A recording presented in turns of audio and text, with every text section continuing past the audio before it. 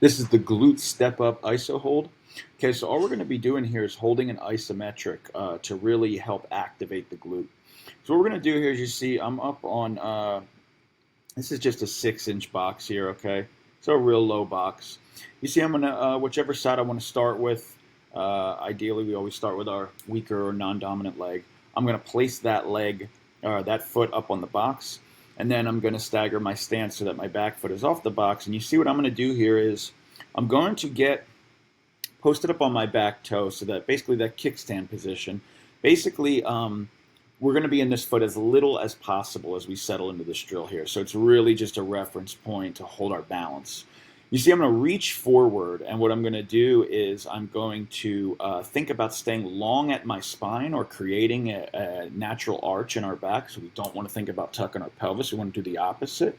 If we're doing the cat-cow drill, we want to think about doing the cow version of that, right? So we want to think about creating that natural arch. So I'm going to basically just kind of stick my tailbone out, create that arch, and lean forward with a reach. So you're going to see here what I do. So right here, I'm actually going to show you with my hand, but I'm really trying to keep my spine nice and long. I'm not trying to tuck under. I'm trying to really imagine I'm arching that back, pushing that hip back as I bow forward. If I reach, that helps me balance to be able to do so. And then really all I'm doing is I'm really, really finding my heel that's going to take me, if I'm doing this right, it's going to take me way up into my hip. You're going to feel a big contraction, big stretch really through the back of, in this case, that right hip. So what I'm focusing on here is not letting my spine arch go away, not letting that arch in my low back go away. I'm focusing on really sticking my tailbone out while I do that, reaching hard forward, really bending over and bowing forward as you see, putting as little weight in this back foot as I can. And if I do that properly, all this front foot, this front heel is going to take it.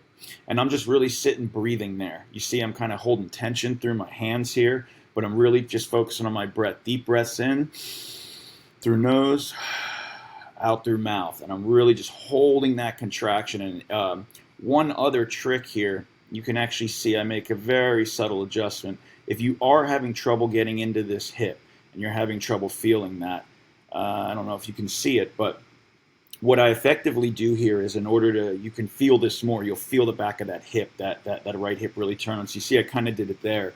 What I do is I think about dropping and turning my knee, really this whole hip. But if you think about dropping just slightly and turning your knee inward, so this back knee, turn it and imagine you're facing this hip with it, you should really be able to get into, like we said, in this case, that right hip, if you're having trouble feeling it. So a little cheat is to just keep your pressure light on this back foot.